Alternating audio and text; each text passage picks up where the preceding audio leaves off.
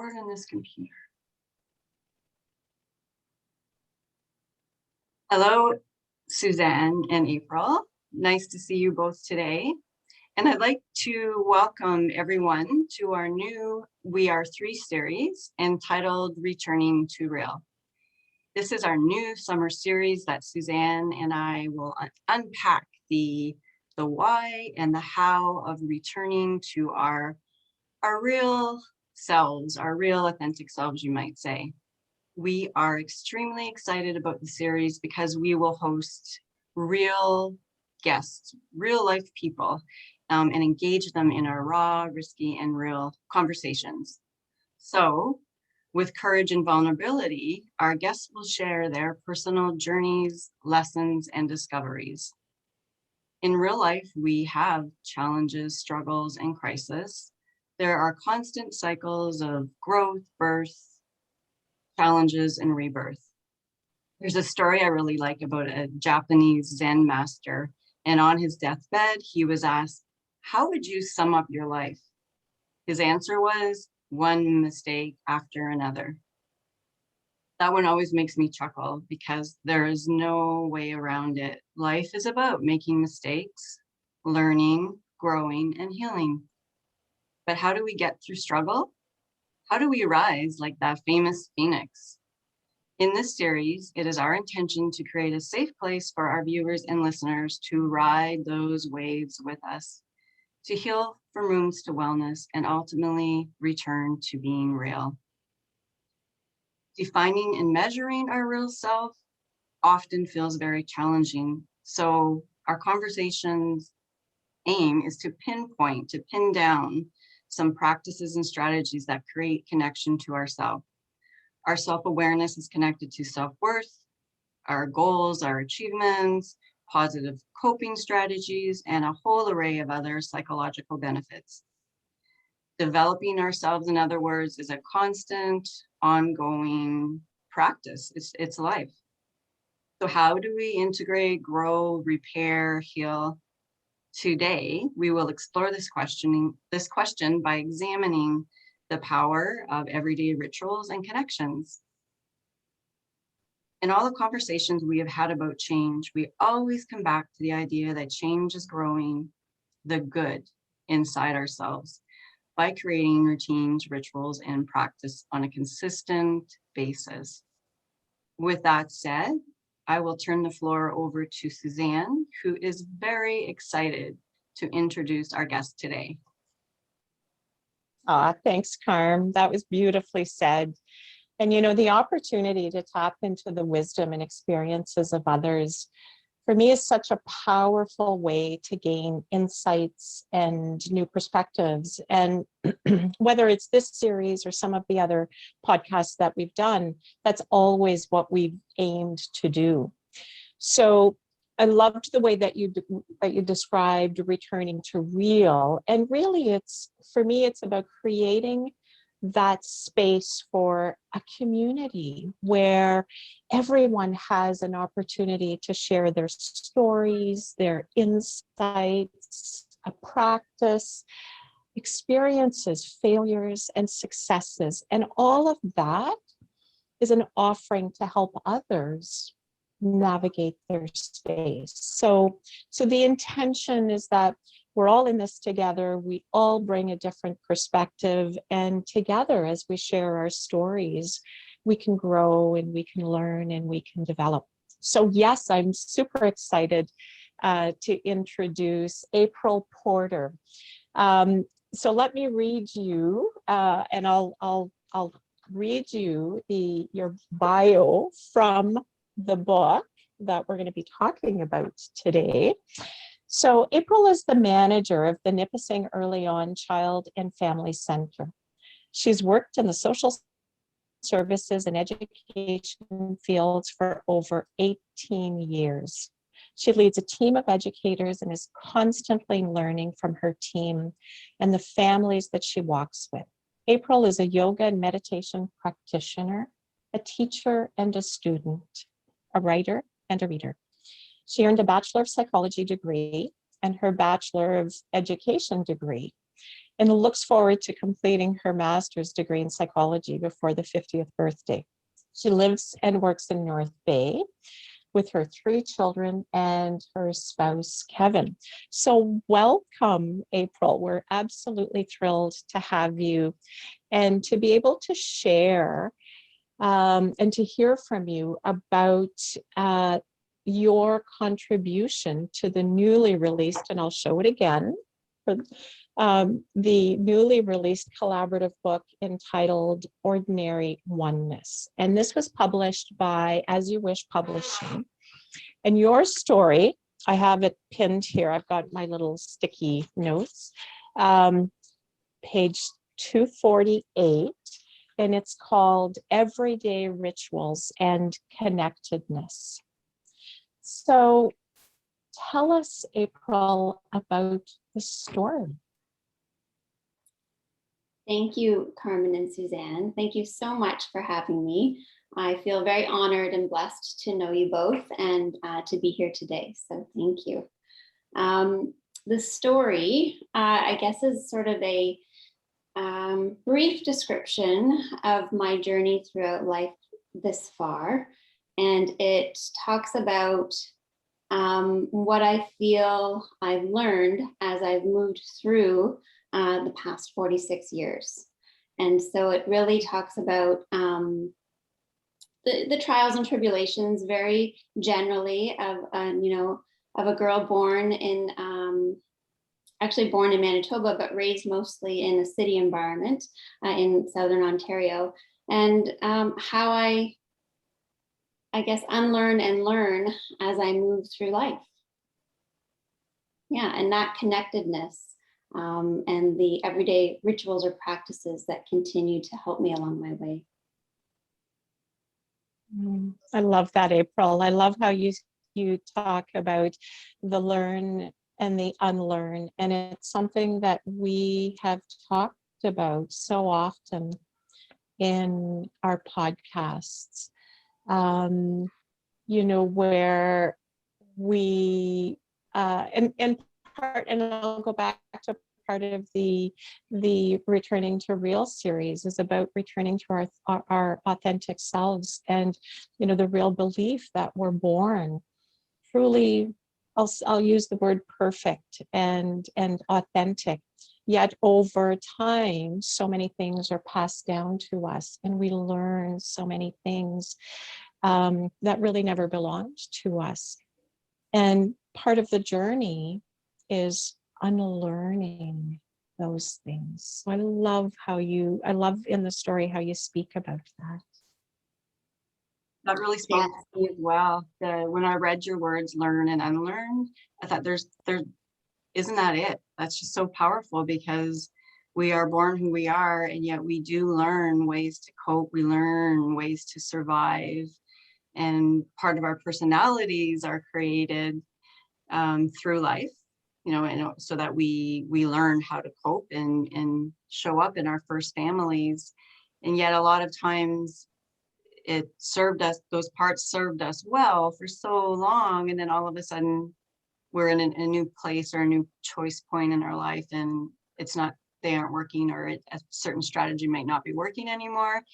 So yeah, we have to take that pause and unlearn as we learn new things. So that is the dance, isn't it?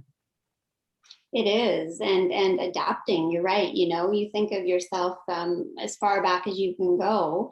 I don't have the kind of memory that remembers events as they happened.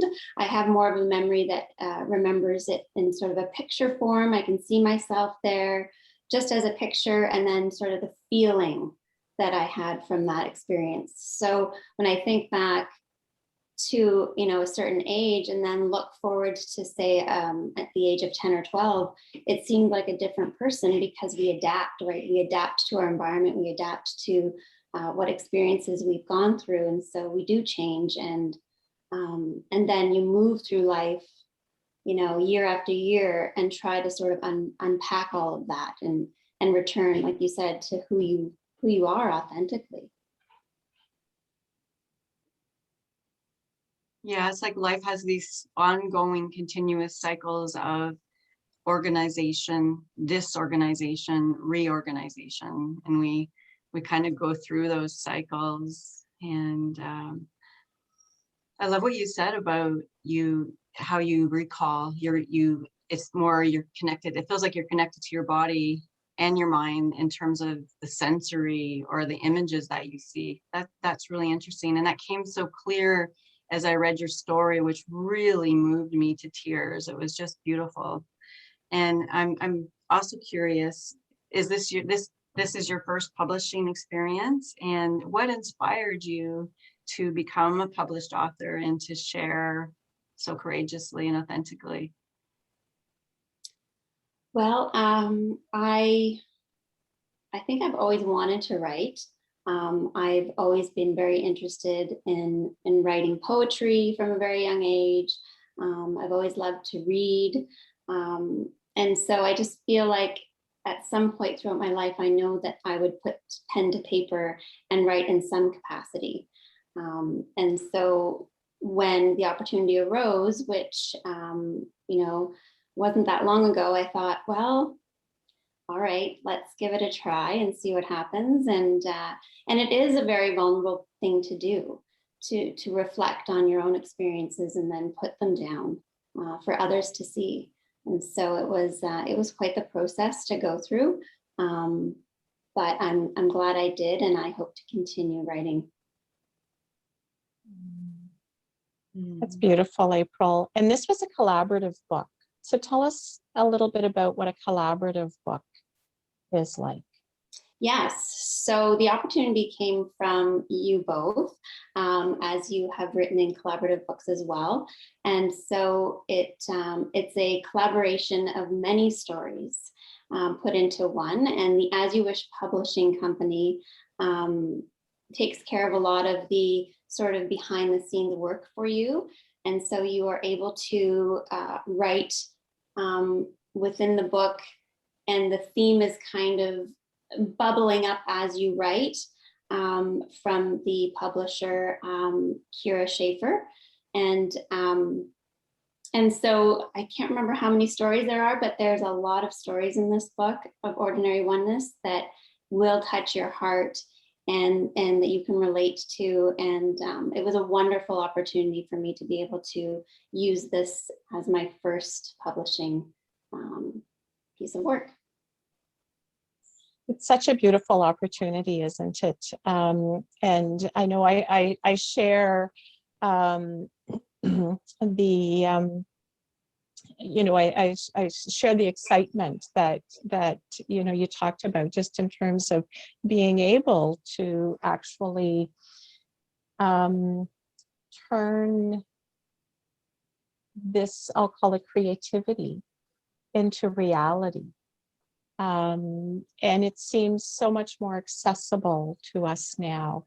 And one of the things about, sort of beginning your writing journey in a collaborative book is that it really does offer the opportunity to take really small steps, to sort of dip your toe in the water and test it, and just play. Right? And play. You've got X amount of time to come up with a particular story on a pretty broad topic, and you can bring, whatever creativity, whatever you are called to channel to the story. So it's such a beautiful way to start and to delve in to that creative space. Absolutely, I agree. Yes, and then it's like that sort of starting point to what's next. Is there something else that I have to say? Is there something else that I want to communicate or share with the world?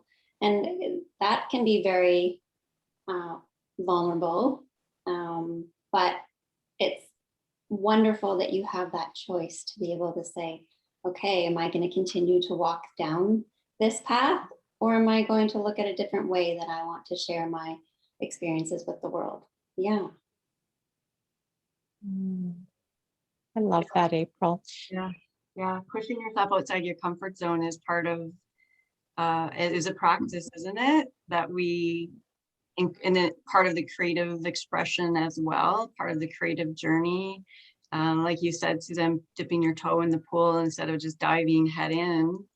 And you know, April and I have been friends for, I think it's over 5 years since I moved to North Bay, and she was my neighbor across the street. And we you know, we bumped into each other and started talking, and I'll never forget, you know, some of the conversations we had around running, because it's a similar process, isn't it? We started running together, and then the next thing you know, we were entering in a half marathon together. And that process is similar, isn't it? Because I remember the look on your face when I told you you could run a half marathon. If you can run 5K, you can run a half, and you were like, "What are you talking about?" But and I find that that's a great metaphor for life, though, isn't it? And It really is. it's a parallel process to anything that we encounter that we're unsure of, or that we don't have that courage or confidence in. If we just try those everyday rituals and practices, we can grow them, and we can change and develop and heal some you know, some icky stuff inside. Yeah. Absolutely. Yes. Yes. I remember when you said that to me, is that if you can run a 5 kilometer race, you can do a half marathon. And I thought, oh, I don't know about that. But you're right. It's that, oh, you know, stepping outside of your comfort zone. That's really the only way forward, right? Is that even if it's just like this much outside of your comfort zone, then you're developing something different, right? You're opening the space for something different, or something more. So that was, yeah, that's definitely a really good parallel, the running and life itself. Mhm. And that's where the growth happens, is outside of your comfort zone. And you know, when I listen to you both sort of describe, you know, running and writing, that's there, no matter what you do, you know, whatever, and for somebody else it could be something very different, but the moment that you bump up against the edge of the comfort zone, that's when you start to discover things about yourself that you never knew. and Absolutely. and that's the gift. That's the gift of you know, pushing ourselves and going outside of the box. So beautiful. I absolutely love you know, to hear anyone who is courageous enough to test the waters and just do that little bit extra. April, let's talk about connectedness. So your story is entitled Everyday Rituals and Connectedness. And I think connectedness is such an important topic these days, especially in our COVID and pandemic experience. Many of us are missing, lacking that, you know, that sense of connectedness. But you speak about connectedness in two ways in your story. You talk about connectedness to others, but you also talk about connectedness to self. So tell us a little bit about, you know, what connectedness to others and to self means for you, and why it's so critical for you to have that connection to self. Yes. So I think it's really important for myself to feel that I am connected to, I mean, lack of better word, who I am inside. So maybe the essence of who I am, because that's my starting point to be able to be connected to others. And so if I can't sort of look within and have that reflective practice about what's important to me, what do I want to see for my own life, how do I feel? Sometimes it is very simple as, how am I feeling right now? What is my jaw feeling? What are my shoulders feeling? What is my heart telling me? That has to come before I can feel connected to my children or to my friends or to my work, which, means the world to me, all of those things. And so that self-connection is really about checking in with myself. What are my intentions? What are my wants? And then being able to act on it. So,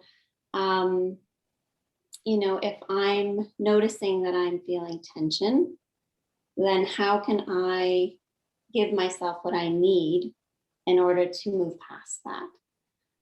And then I have the ability to sit down and, help my daughter maybe with some math homework, or go for a walk with the dogs and connect about the day and say, how are you feeling and what do you need from me? And those are often the best conversations that we can have.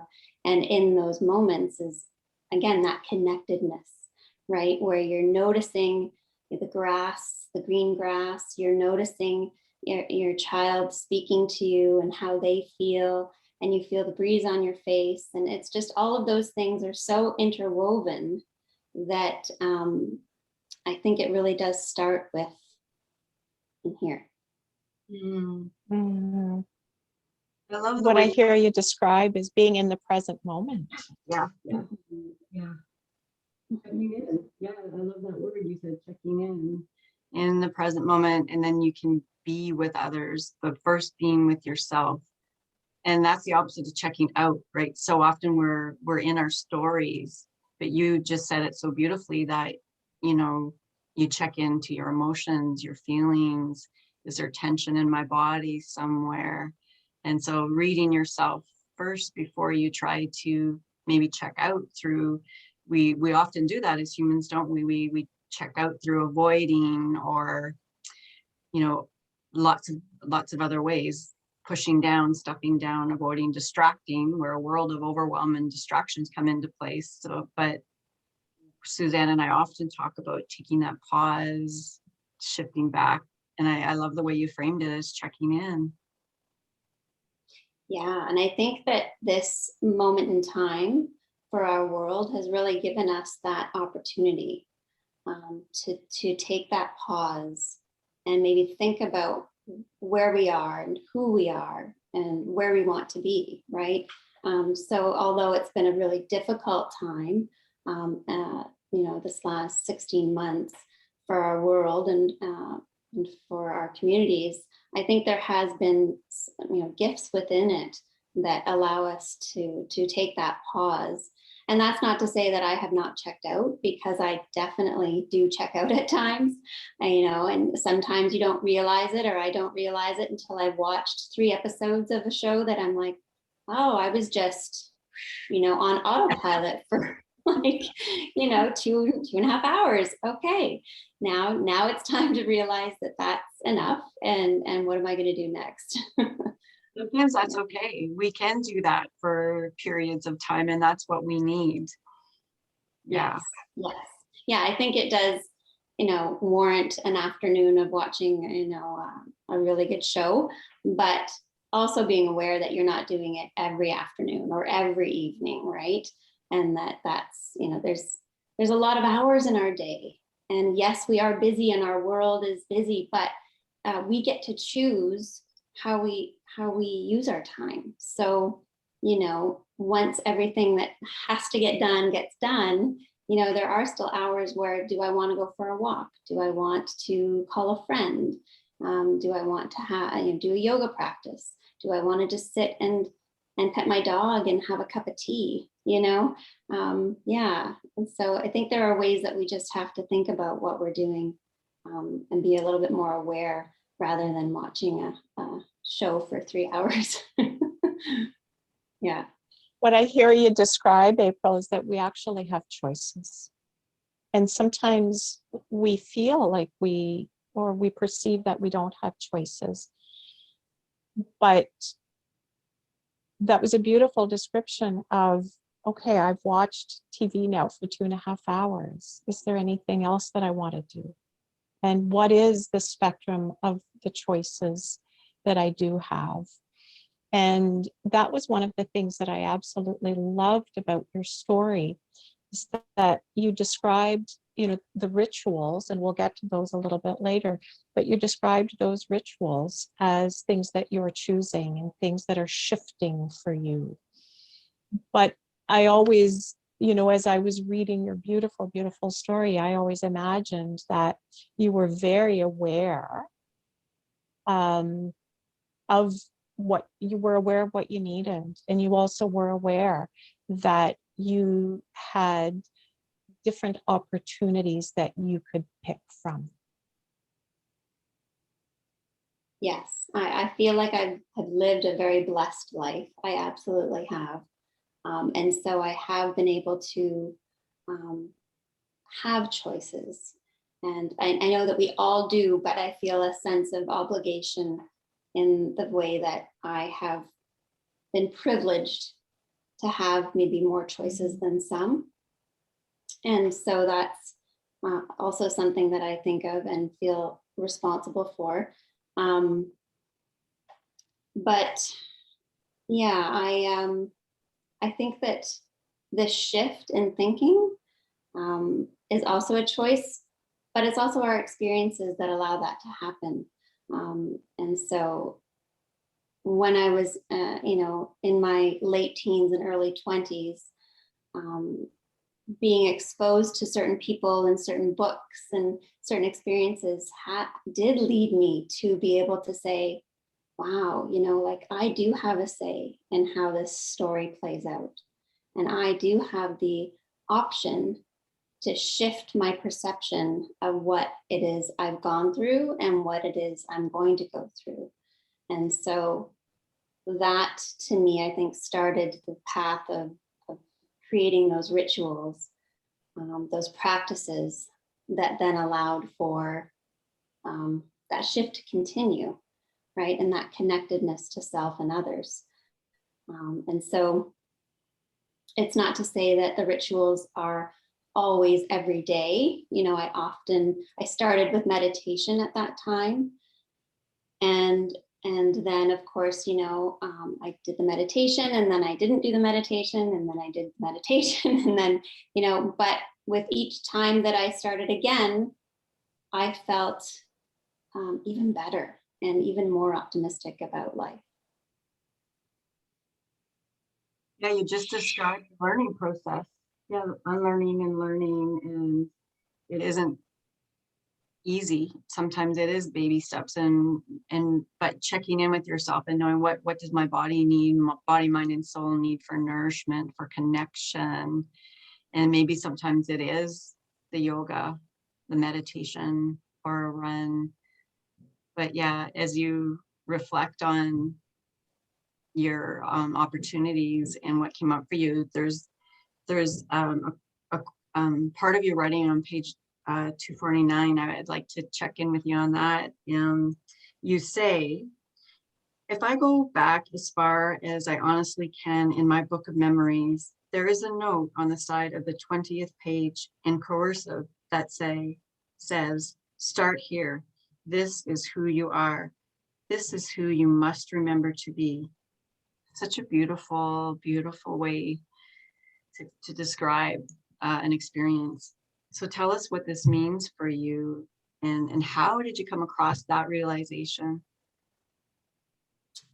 I think it's because I always remember when I was very little being happy and outgoing, and I really wanted to make friends and be with my friends, and I felt like a lightness within my childhood and a joy. And so I wanted to go back to that. That is sort of, again, the essence, right, of that person who sometimes stumbled and got lost along the way. So when you look back at that 4 or 5-year-old and you see pictures right in my head of, the experiences and the happiness that was then that's who in my heart I feel like I am. Even though life has, given me experiences that may have changed me a little bit, right? Your natural nature, remembering who you came in this world as. Want the connection to others, the friends, the happiness, the playfulness, those qualities that belong to your true self. Yes. Yes. And I mean, when you look at your children or your grandchildren, you see that, right? You see that in their eyes, that they just light up and they're just so inquisitive about the world around them. And I think that that's who we need to remember to be. And that's the unlearning. Yes. That we talked about at the beginning, right? We're unlearning all of those things so that we can return to that space. Absolutely. Yes. Because when I look at my 12-year-old self or my 16-year-old self, how different is that person compared to the 5-year-old? Very, very different perspective about life, different experiences. And a lot of it is hormones and all of that kind of stuff. But it's also, it's also the life journey that you go through, that, the things you learn, like you said, the things you learn along the way that you have to then unlearn. Yeah. And there's a mind-body connection there for you as well. And we alluded to it a little while ago. But what you're saying, about you sort of remembering who you were at 4, you talk about it in terms of your body. And on page 252, you say, I slowly began to move my body and recognize my mind's connection to it. And this allowed me to remember who I was when I was 4. Yes. So not really understanding before then that connection to the body. I started to do yoga and I started to walk and I started to just move in a way that, I guess, without judgment and without that sort of lens of, am I the best at this? Am I going to win at this? What is my goal? Just moving to move, and then being able just to connect with yourself. And that too does bring you back to that 4 or 5-year-old. When you look at a child that's 4 and they're dancing, they're just dancing for the joy of it. They love their body movement in the space, and they just, that's how I think yoga and meditation really changed my perception of the body-mind connection. in the compassionate inquiry work that Carmen and I do, we bring people back to the body. And when you think of, I'll say, more typical counseling psychotherapy, it's about behavior. And while of course that's still really important, and it's about talk therapy, but part of our approach is to bring people back into their body so that they can connect with some of those early memories and that authentic self through the body as opposed to the mind.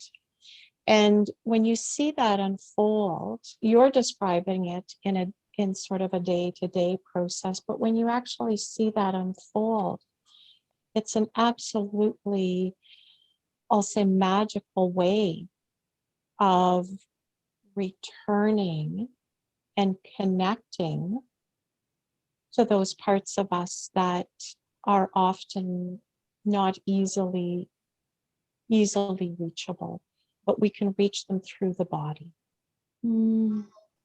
That's beautiful. Yeah. And returning to those earlier memories, sometimes we can't always do that intellectually.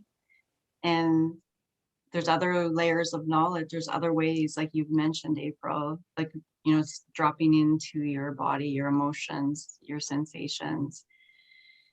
Yeah, it's such a beautiful journey when we recognize that that's connection, isn't it? All levels of connection. And when we can do that, we can suddenly understand some of the beliefs that we have about ourselves that may no longer be true for us, that may have got created along the way somewhere, and we have to unlearn some beliefs and maybe reach out and reclaim some of the things that we lost. As you're talking about a 4-year-old, like my 4-year-old grandson was here yesterday, and the playfulness I got to witness is always so inspiring. Running around, the sandbox was full of water, so, and filling his bucket up and watering all my flowers, and just let's do it. And that, like, the energy, the creativity, the playfulness, those are all qualities that we were born with, that some of us lost along the way. But I love how you described that you can recall some of that with your 4-year-old self too. And we do need to recall that. Yeah, I think so. And yeah, I agree. It's and I think sometimes it's the breath that can get you there. Whether it's through a conscious meditation or just taking that 5 minutes to sit with yourself and breathe and notice what's happening as you breathe with your body, that can maybe sometimes stir a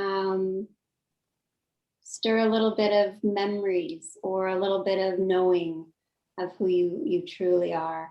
Yeah, there's a connection there. There absolutely is a connection there. I wanted to go back to something that you said, April, when you were talking about meditation. You said, I did meditation, I didn't do meditation, and then I picked it up again, and it felt good when I picked it up again. I think there's a notion that if we drop something or if we stop doing something, that, we're taking a step back. And, people feel discouraged when they stop doing something because it's a bit of they perceive it as a failure. But the way that I imagined it when you were describing, the doing, the not doing, the doing, was, but you can't go back to, before you started doing it for the first time, right? You pick it up where you left off. And sometimes you pick it up a little, even a little further than that, because you've also gained all sorts of other experiences. So what do you think of that? What are your thoughts on that? Yes. So I think that when I first started, I definitely had more of the perception of, well, I did it, it didn't really work, or I did it, but now I have to start from here again and go forward. But you're right, that's not the reality.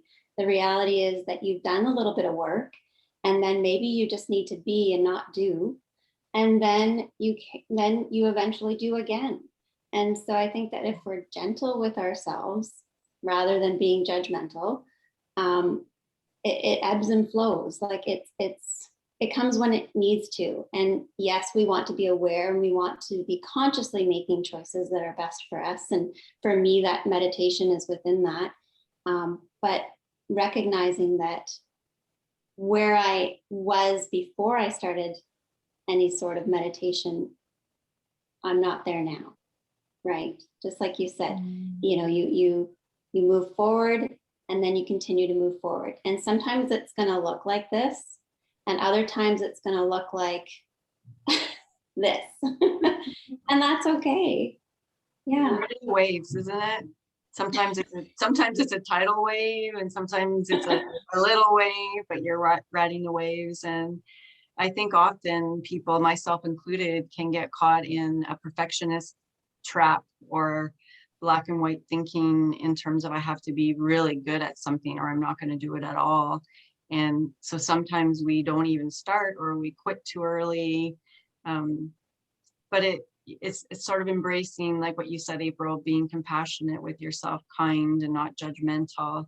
And it's okay to fail. It's okay if you're surfing that wave and you fall off the surfboard and you're 200 feet further back than where you started. That's okay too.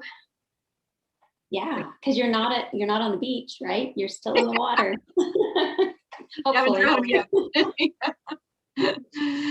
Yeah. Yeah. I love that analogy. Absolutely. So what would you say then, April, to people who struggle with keeping sort of a daily practice?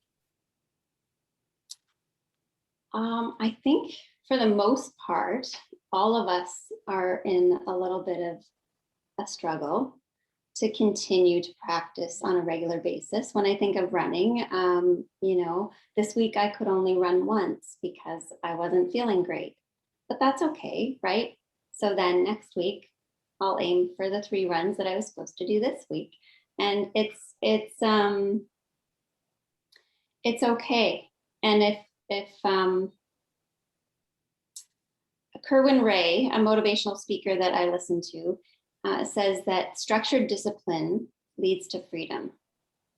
And so I had to sit with that for a little bit because, I'm trying to sort of, I go from one extreme to the next. So like Carmen was saying, that perfectionist, attitude is difficult for me at times, or then I won't want to do it at all. If I can't do it perfectly, I'm just not going to do it, right? But when you think about that statement that structured discipline leads to freedom, it's true, because if you do something in a structured way, day after day, or, month after month, so, maybe this week it's 2 times, next week it's 3 times, but over time, that structured, routine or ritual allows you to feel better, to be better than you were the week before, and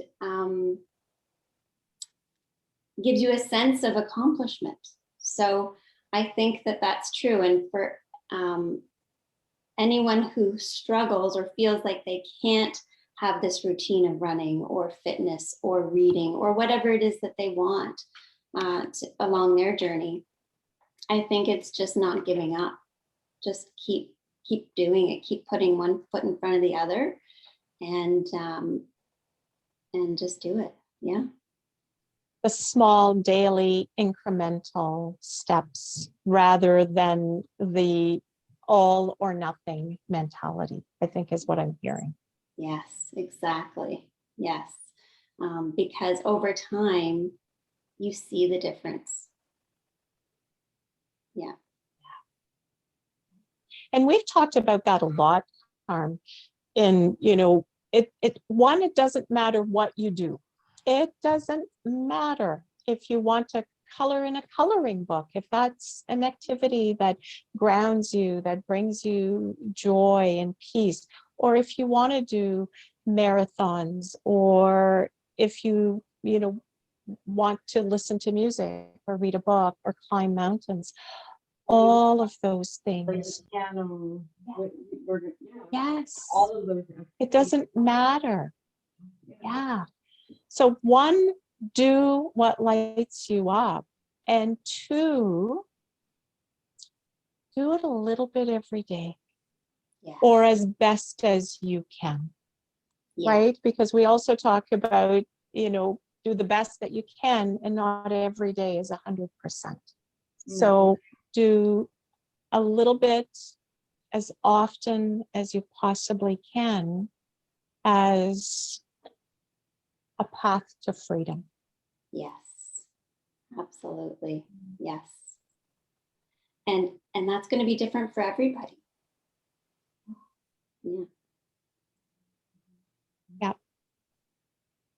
And the latest brain research supports your experience. It supports our experience. We can change by doing things differently over and over again, rewiring those neuron pathways in our brain. to lean out of negativity into more gratitude thinking, or just being more positive and maybe empowering ourselves to write our next chapter, right? To write your story, to write your next book, April, right? And it's a step you took in this beautiful, beautiful story in the Ordinary Oneness book. A great parallel process of life, isn't it? It is, absolutely. It is.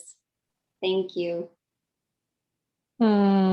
April, it's been an absolute honor to have you on our podcast today. You've brought us words of wisdom. You've brought us a beautiful perspective, and you've inspired me. And I really, really want to thank you for that. And I wonder for our listeners, and our viewers, where can they pick up your wonderful Ordinary Oneness book? So the book can be ordered through Amazon, actually. So if you have an Amazon account, you can just type it on in there, and you can order a audiobook, I believe, or not an audiobook, a Kindle book version, or the hard copy. Yeah. Thank you Excellent. so much to Carmen and Suzanne for welcoming me into this chat. I had a lovely time. I appreciate your time so much, and I would be very happy to come and sit with you two again. You're welcome anytime. And you're welcome. And thank you so much for sharing this space with us. It's been our absolute honor to witness your journey and to just share with everyone. Thank you so much. Thank you. Thank you. Bye.